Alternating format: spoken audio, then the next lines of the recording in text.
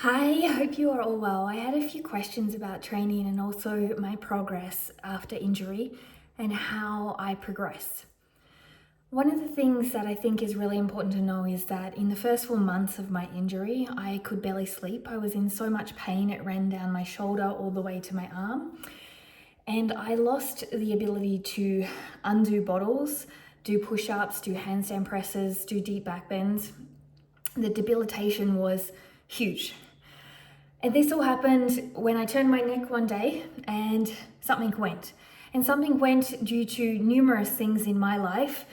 I was a swimmer and I overused my shoulders, but when it came to moving in my 30s into a more acrobatic yoga background, I didn't know how to use my scapulars. So all of these things linked in to overusing these muscles, compressing on my neck and causing nerve issue and muscular pain, which in turn ended up into thoracic outlet syndrome. It took me a lot of work to get back to where I am today, and there's still some pieces of the puzzle missing. The reason I want to share this with you is because I want you to understand that if you are in pain and you are injured, you are not alone. And in the process of recovering, it's going to be a little bit painful. It's going to be a productive pain by where you are improving over time, not regressing. So that looks like you are doing training and the next day to maximum of 24 hours, you may still feel a little irritation, but after 24 hours, it's definitely improved rather than gotten worse.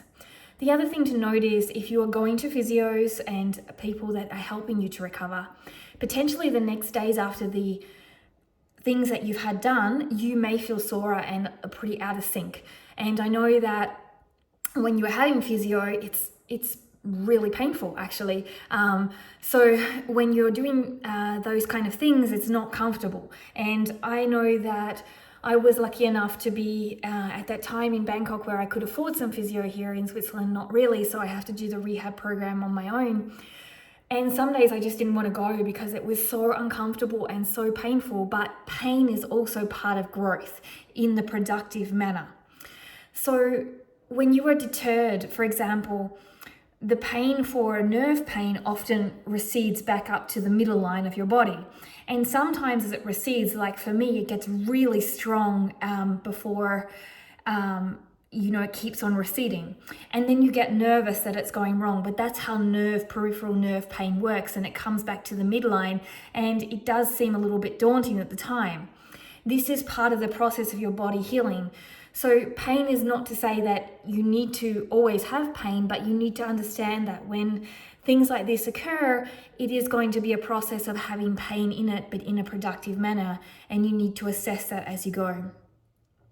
The second thing to understand is a lot of people, whether we're talking about injury or we're talking about getting older, a lot of people I come across say, I can't do what I used to do, or I'm always in pain. And I will suggest strengthening exercises, mobility exercises, because stretching alone is not what we're looking for, and sometimes it's not what we need at all when we are actually rehabilitating.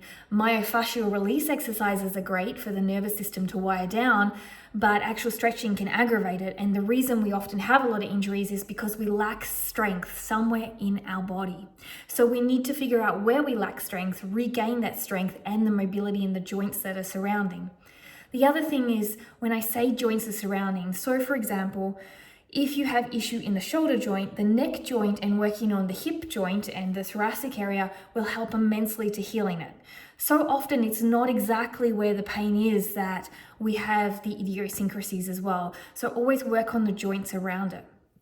Now for me, this is a year later. The second thing to note, or the third, fourth, whatever it is to note, is that it's a long-term process. Generally, rehab programs go 6 to 12 weeks.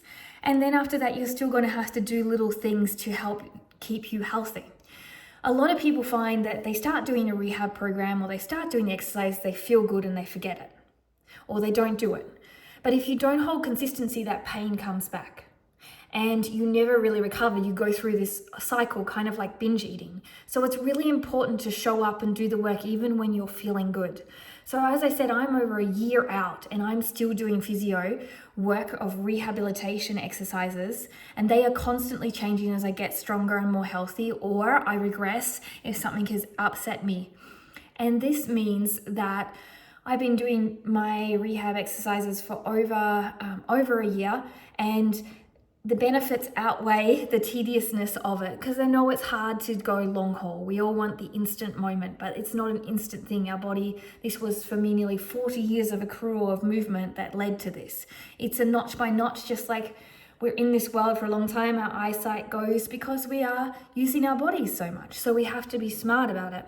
So for me, the way my training looks now is the first thing I do is 30 minutes of rehab exercises. Those rehab exercises are my warm-up and my foundations to any other movement after that. Then I also know how my body feels and what I can do with my body.